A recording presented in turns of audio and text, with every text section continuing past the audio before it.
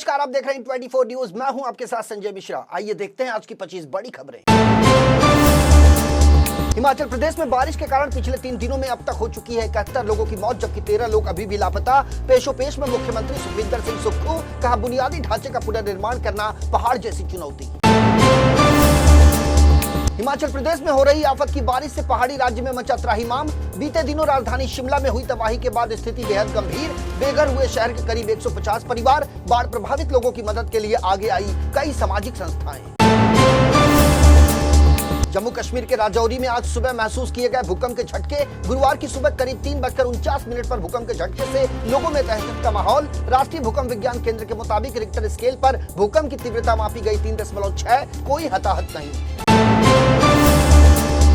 उत्तर प्रदेश के गौतम बुद्ध नगर जिले में दिनों दिन बढ़ती जा रही है डेंगू के मरीजों की संख्या। अभी तक डेंगू से ग्रसित मरीजों का कुल आंकड़ा पहुंचा 111 के पार। सिर्फ अगस्त महीने में ही मिले 50 से ज्यादा डेंगू के मरीज। इसकी वजह से लोगों के बीच बना हुआ है डर। बीते 9 दिनों में डेंगू के 35 मामले आए सामने। मरीजों की बढ़ती संख्या ने बढ़ाई प्रशासन की चिंता।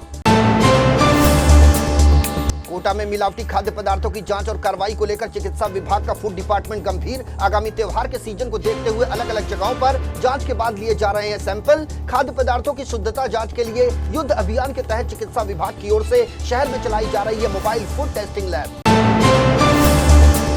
टमाटर की महंगाई आम भारतीय परिवार की रसोई पर ही नहीं डाल रहा है असर। अब ये इंटरनेशनल रेस्टोरेंट कंपनियों को भी अपना मेन्यू बदलने को कर रहा है मजबूर। अमेरिकी कंपनी मैकडोनाल्ड और सबवे पहले ही टमाटर का उपयोग कर चुके हैं बंद। वहीं अब बर्गर और खाने का अन्य सामान बेचने वाली कंपनी बर्गर किंग ने भी टमाटर की बढ़ती कीमतों के बीच अपने खाने में इस सब्जी का इस्तेमाल करना बंद किया।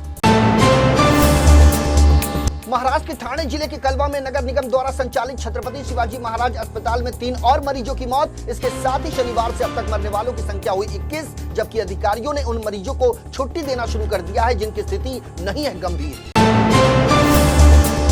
महाराष्ट्र पुलिस ने पालघर जिले के वसई विरार शहर में फर्जी सरकारी दस्तावेजों के आधार पर बनाई गई इमारतों के महाघोटाला मामले में शुरू की जांच। इसमें 55 से ज्यादा बहुमंजिला इमारतें हैं अवैध, तो वहीं करोड़ों रुपए के घोटाले का लगाया गया है अनुमान। इस मामले की जांच के बाद महानगर पालिका के अधिकारियों की भी बढ़ सकती है मुश्किलें। मुंबई के बांद्रा टर्मिनस पर एक नाबालिग लड़के की पिटाई मामले में पुलिस ने लिया स्वतः संज्ञान। असल में नाबालिग लड़के को एक नाबालिग हिंदू लड़की के साथ पाए जाने पर नारे लगाती भीड़ द्वारा पिटे जाने का वीडियो हुआ था वायरल। दक्षिणपंथी संगठन के 8 से 10 कार्यकर्ताओं के खिलाफ पुलिस ने दर्ज किया मामला।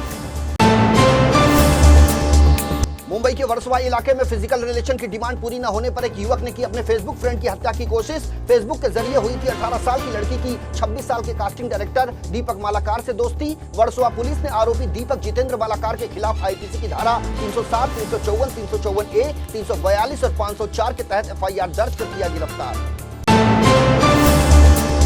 प्रवर्तन निदेशालय ने दिल्ली हाई कोर्ट से मनी लॉन्ड्रिंग मामले में 2019 से जारी रॉबर्ट वाड्रा की अग्रिम जमानत को रद्द करने का किया अनुरोध। कहा रॉबर्ट वाड्रा ने इससे जुड़ी कानूनी शर्तों का किया है उल्लंघन। न्यायमूर्ति सुधीर कुमार जैन ने ईडी को एक हलफनामा दाखिल कर इसे साबित करने के लिए दिया 2 सप्ताह का समय। कांग्रेस पार्टी के पूर्व दिग्गज नेता गुलाम नबी आजाद का एक वीडियो सोशल मीडिया पर बड़ी तेजी से हो रहा है वायरल। इस वीडियो में दिग्गज नेता ऐतिहासिक संदर्भों का हवाला देते हुए हिंदुत्व और इस्लाम की कर रहे हैं चर्चा। आजाद के मुताबिक इस देश में हर किसी ने हिंदू के रूप में लिया है जन्म। गुलाम नबी आजाद ने यह भी कहा कि 1500 साल पहले ही अस्तित्व में आया है इस्लाम, जबकि हिंदू धर्म अत्यंत प्राचीन।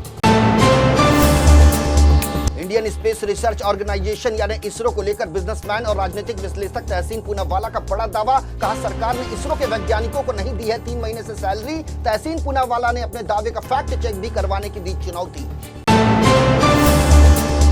Jaipur Mumbai superfast express train में हुई फायरिंग के मामले में आरपीएफ ने की बड़ी कार्रवाई। 33 वर्षीय आरोपी चेतन सिंह को आरपीएफ के वरिष्ठ अधिकारियों ने सेवा से किया बर्खास्त। यह फैसला अदालत की टिप्पणी के बाद आया कि कैसे आरोपी चेतन सिंह ने अपने वरिष्ठ एएसआई टीकाराम मीणा और 3 अन्य यात्रियों की टारगेट किलिंग तरीके से कर दी हत्या।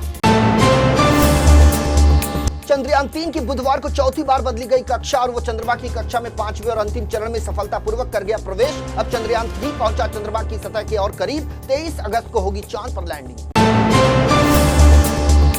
देश भर के विश्वविद्यालयों और कॉलेजों में जुड़ने जा रहा है अब एक नया कोर्स। जल्द ही छात्रों को पांडुलिपि की पढ़ाई करने का मिलेगा मौका। हालांकि अभी पाठ्यक्रम नहीं है तैयार, लेकिन पांडुलिपि पर आधारित ये पाठ्यक्रम राष्ट्रीय शिक्षा नीति होगा 2020 के अनुरूप।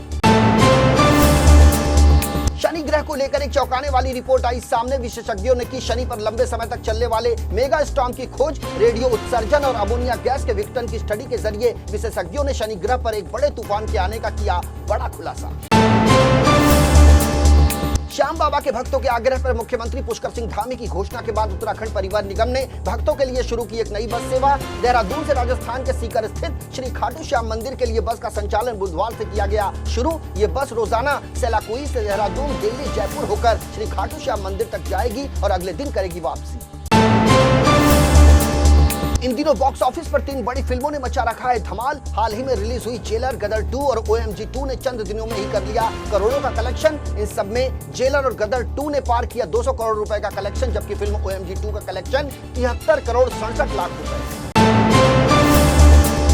पाकिस्तानी क्रिकेट टीम के पूर्व कैप्टन शाहिद अफरीदी बन सकते हैं पाकिस्तान के कैबिनेट मंत्री। अब उनकी राजनीति में होने जा रही है एंट्री, जिसके बाद वो इमरान खान को दे सकते हैं कड़ी चुनौती। ऐसे में शहबाज शरीफ भी चाहते हैं अपनी पार्टी में एक ऐसा नेता जिसके पास हो इमरान खान की तरह बड़ी फैन फॉलोइंग। पाकिस्तान के पूर्वी औद्योगिक शहर फैसलाबाद के बाहरी इलाके में स्थित ईसाई बहुल क्षेत्र पर हमला। उपद्रवियों ने चर्च को किया आग के हवाले। संयुक्त राज्य अमेरिका ने जताई गहरी चिंता। तानाशाह कमर कद्दाफी के अमेरिकी हमले में मारे जाने के बाद लीबिया में शुरू हुआ गृह युद्ध अब तक जारी। देश की राजधानी त्रिपोली में सोमवार को हुई खूनी हिंसा। प्रतिद्वंदी मिलिशिया गुटों के बीच शुरू हुई हिंसक झड़पों में मारे गए 45 लोग। अफगानिस्तान में राजनीतिक गतिविधियों से जुड़ना अब हो सकता है खुद को मुसीबत में डालने के बराबर। दरअसल तालिबान की अंतरिम सरकार ने अफगानिस्तान में राजनीतिक पार्टियों पर लगाया पूरी तरह से बैन। अपने इस फैसले के पीछे तालिबान सरकार ने दिया शरिया कानून का हवाला। तख्ता पलट के बाद नाइजर में आई एक और बड़ी मुसीबत। यहां हुए जिहादी हमले में 17 सैनिकों की मौत तो वहीं 24 से अधिक सैनिक घायल। पिछले 6 महीने में नाइजर की सेना के खिलाफ ये पहला बड़ा हमला। यूक्रेन युद्ध को ध्यान में रखते हुए अमेरिका ने ऑस्ट्रेलिया के साथ टीम बनाकर तैयार किए हैं अत्याधुनिक हथियार। लेकिन दोनों देशों के दिमाग में फिलहाल बसा हुआ है चीन। भविष्य में चीन से किसी भी संभावित खतरे को देखते हुए अमेरिका कर रहा है अत्याधुनिक हथियार बनाने में ऑस्ट्रेलिया की मदद। तो ये थी अब तक की 25 बड़ी खबरें। देश और दुनिया की ताजा तरीन खबरों के लिए बने रहिए इन 24 न्यूज के साथ। मुझे और मेरी पूरी टीम को दीजिए इजाजत। नमस्कार।